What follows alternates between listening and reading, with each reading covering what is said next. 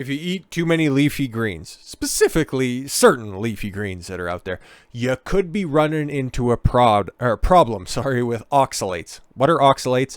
Well, let's get into it, shall we? What are oxalates? Why are they so bad? And how are they hidden in these superfoods that are so many people are consuming? In short, it's a naturally occurring toxic corrosive acid. In that state, it's also called oxalic acid. When it's oxalic acid, it has minerals attached to it, it's called oxalate. All right.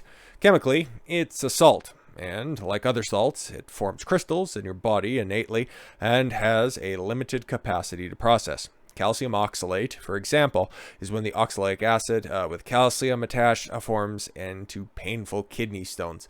Not good, not good. And unlike some other foods, food-related toxins, oxalate cannot be removed by cooking, soaking, or fermenting the food. Yeah, that's why they showed a big, nice, leafy picture of spinach in there. I like spinach. I love me some spinach. Grilled, cooked, fresh. I like it a whole heck of a lot.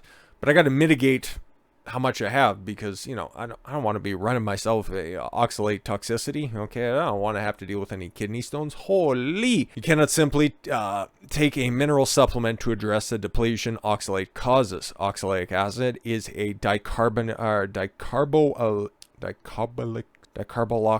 there we go, acid, meaning that it has two carbons and each carbon has an oxygen molecule attached to it. Yes, carbon or dicarbon, two carbons, oxalic, oxygen, di. Membranes really matter to biochemistry and to our basic physiology at the cellular level. Excuse me. Your membranes have to have the right structure and the right minerals in them to function well. You've been focusing lately on vegetable oils, justifiably so, and how toxic they are. Now the membrane does all that type of intellectual communication process in the cell, helps the cell decide what to next do in any situation, and you need to have certain fatty acids only on the inside of the membrane. It's two layers, so there's what we call the inner leaflet and the outer leaflet. In the inner leaflet, there are phospholipids, called EPS. I'm going to go ahead and call it that because that's a word that's getting into your body and causing trouble with the free oxalic acid ion. The single little molecule that easily transverses your gut because it just floats in the water between the cells, and we call that paracellular transition. Oh no, not that type of not the bad trans. When oxalate's around, it causes membrane damage to the point where the innate structure, where the phosphate diacerine, there you go, there's PPS, is now showing up outside the membrane. That's bad news. That's bad news. Many cells, that means the cell is now in line to be removed because it's damaged. It's a signal to the immune system, hey, take away the cell, it's been harmed. So you lose your structured membrane. Now, that creates all types of headaches for the cell. Often it cannot function properly. This is essentially true of cells and that line the vascular system. So the endothelial lining, that is the giant organ of physiology, metabolism, and maintenance of the body, can be in trouble after, say, a spinach smoothie. Interesting. So after repeated damage, that's when you're going to be getting your buildup, and that's where the problems end up happening. That's where I'm jumping to with my conclusions. So where do you acquire all of these oxalates, and how do you try to mitigate that? Top 3 vegetable superfoods that are very high in oxalates may cause trouble are spinach, Swiss chard, and beet greens. Okay, of those 3, spinach, and then a very distant second will be Swiss chard, and I'll be completely honest, I don't recall eating any beet greens, but not against them, I just don't consume them very often. Another high oxalate food is almonds. Oh, the skin. Just the skin, though. I've heard that before. Which you can easily overdose on if you're eating bread made with almond flour, drinking almond milk, if you're on keto or a paleo diet. Yes, of course, where you want to mitigate any sort of gluten that's in there. Dark chocolate is another food that scores high for oxalates. High relative to everything else that's down there. Normally, yeah, it's just your big leafy greens, your spinach, Swiss chard, and beet greens, okay?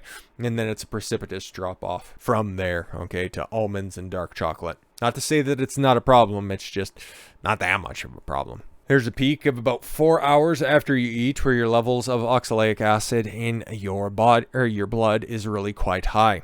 Now that your cells have damaged membranes and your poor liver is flooded with oxalic acid after meals, and the liver has zero physiology to break it down, change it, and make it less toxic. The liver literally, guys, makes more oxalate and more inflammation in the body. And the more oxalate the liver makes, the amount it converts to oxalic acid depends on your vitamin B status. Okay, if you have enough vitamin B6 and 1, then it lowers your amount and becomes oxalic acid.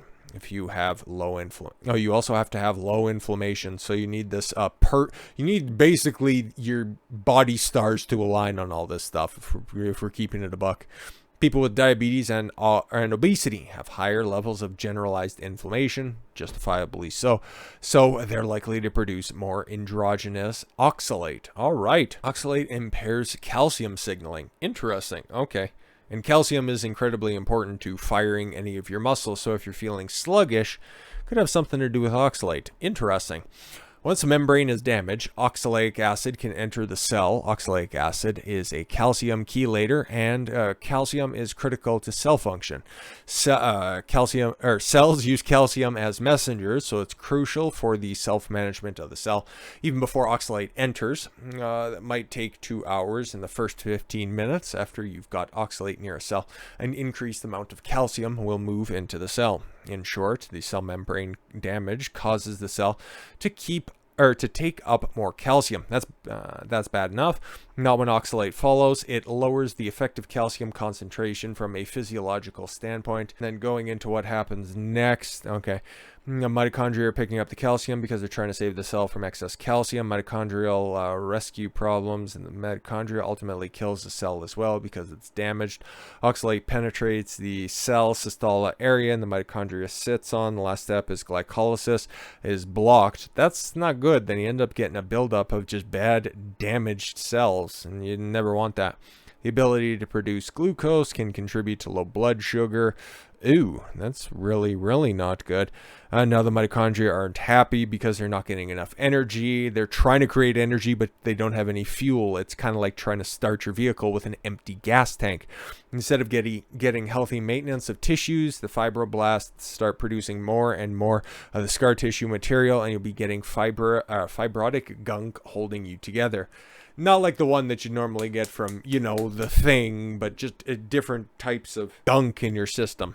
Concentration of calcium outside the cell is 50,000 times higher than inside the cell. Okay, research experts like Martin Paul in electromagnetic field damage shows that EMF allows an influx of excess calcium into the cell. Oh, so oxalate toxicity increasing a risk to EMF toxicity. Not good.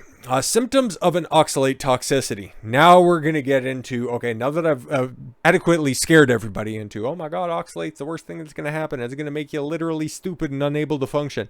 Don't worry, you'd be able to figure out if it's affecting you too badly.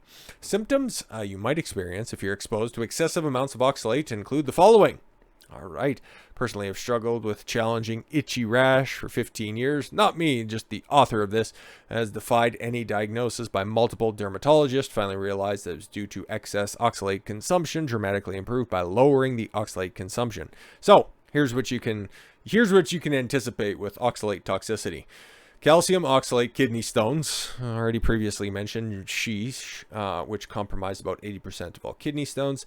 Itchy rashes, interstitial cystitis, frequent urination and bladder pain, poor or slow wound healing, frail skin that bleeds easily, joint pain, osteoporosis, calcium deposits, digestive problems, neurological problems ranging from bad mood and klutziness to tremors, poor sleep, rheumatologically muscle pains like fibromyalgia, vision problems such as nearsightedness, cataracts, and poor night vision, and dental plaque or tartar. Okay.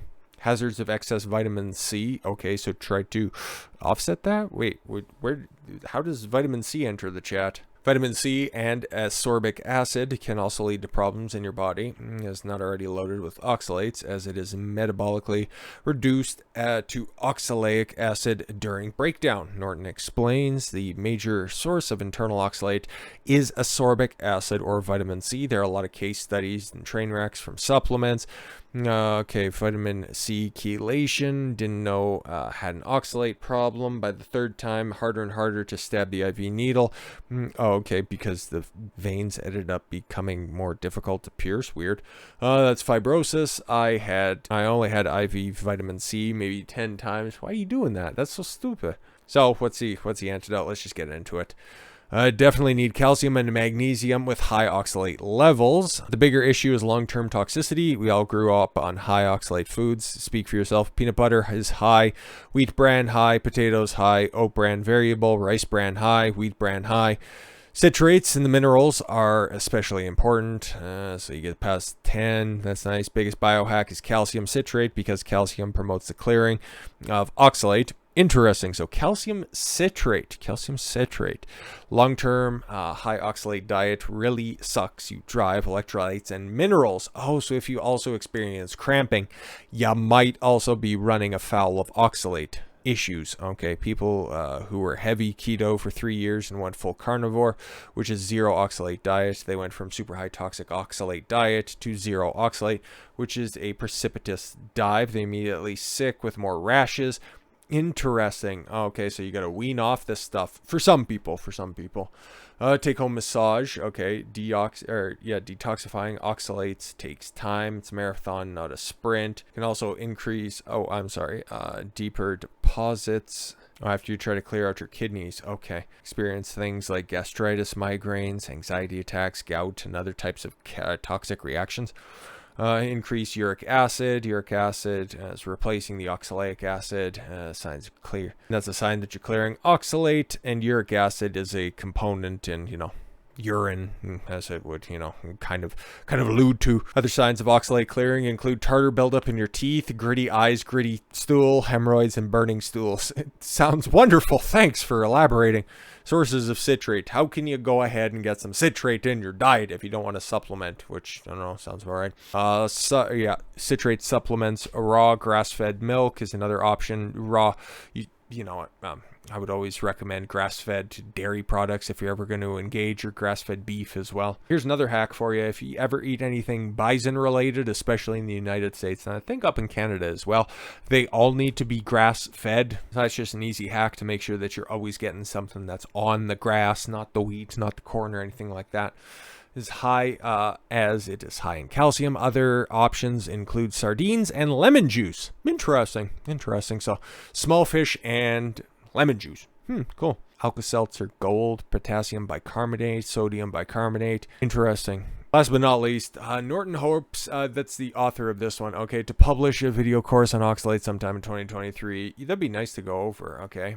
You can also find more information on SallyKNorton.com, of course, and thank you very much for providing all the answers in this article right here. So, if you find yourself in kind of a undescribable situation, kind of seems like an autoimmune type response to something, you're running a little bit slow, you're running a little bit scabby, could be an oxalate problem. So check your diet, balance it out accordingly, and then, supplement with calcium citrate and magnesium and make sure that your electrolytes are balanced. All the things that we normally talk about to begin with. So with all that said, and thank you all very much for the gift of your time. I've been Don Consuelo. I want you to follow your gut and get after it. Take care, everyone.